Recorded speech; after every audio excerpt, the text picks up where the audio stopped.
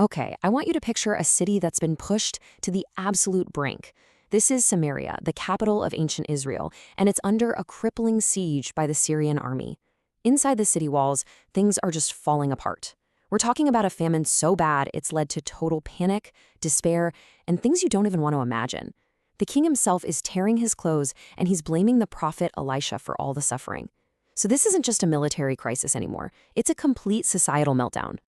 Now, this graph, this really paints a picture of just how desperate the situation was. On one side, you have the famine price. Costs have gone through the roof for the most disgusting scraps of food. And on the other side, a prophecy that promises a return to normal, affordable food.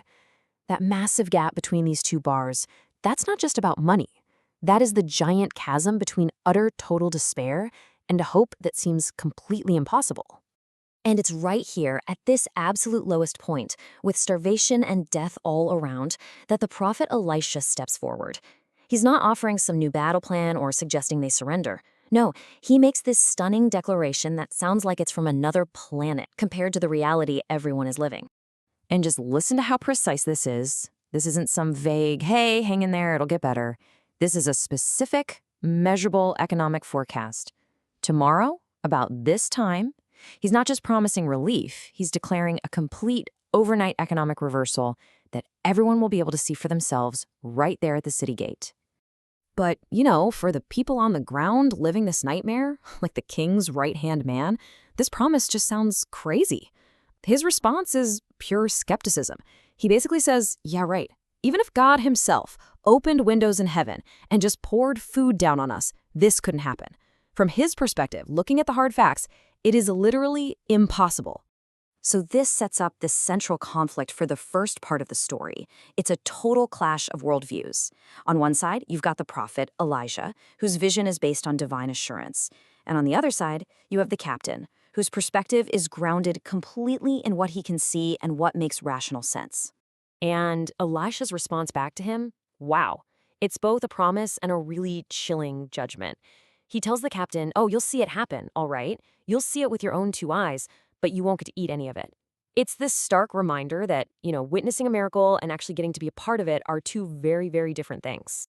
So just as this tension between faith and doubt is hitting its peak, the narrative does something really interesting. It pivots.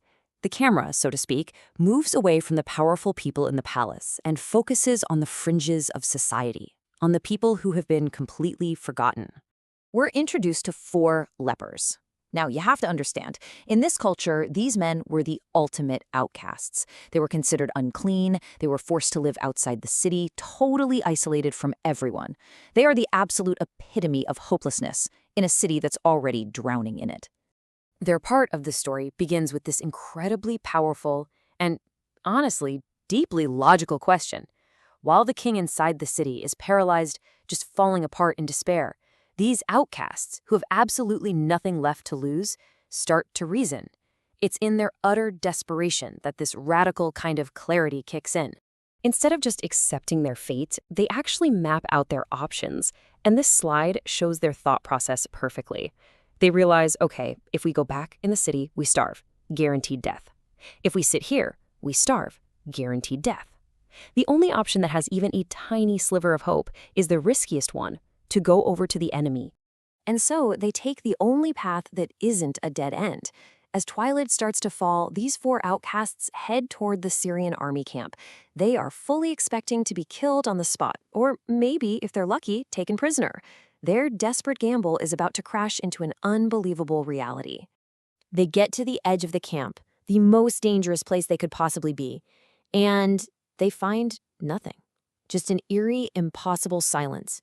The tents are there, the horses are there, all the supplies are there, but the entire army is just gone. So the obvious question is, what on earth happened? How does a massive, besieging army simply vanish overnight? Militarily, it makes 0 sense. What could possibly cause an entire army to flee in such terror that they'd leave everything behind? Well, the text explains exactly what went down. This wasn't a physical battle. It was supernatural psychological warfare.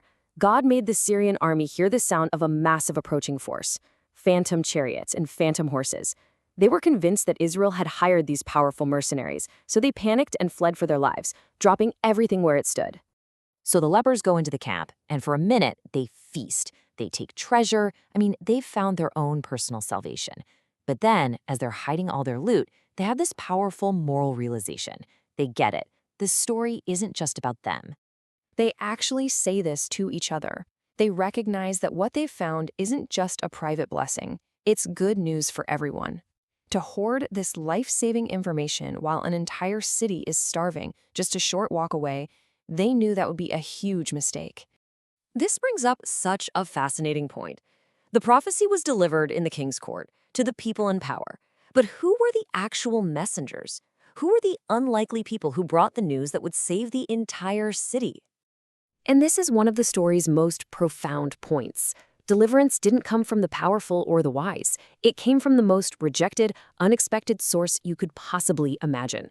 While the king was passive and the captain was skeptical, it was the outcasts, the lepers, who took action out of sheer desperation. And in doing that, they became the heroes of the story. And just like that, this timeline shows you how fast it all happened. Within 24 hours, exactly as Elisha had declared, his impossible prophecy came true in every single detail. The city's economy was restored overnight, not by human strategy, but by a miraculous chain of events kicked off by 4 desperate men. So what's the ultimate takeaway here? This story powerfully challenges our assumptions about where help comes from.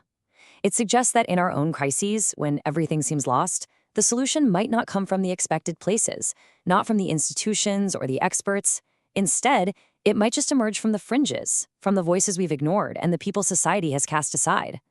It's a timeless lesson that forces us to ask ourselves, in our world today, where are we looking for hope?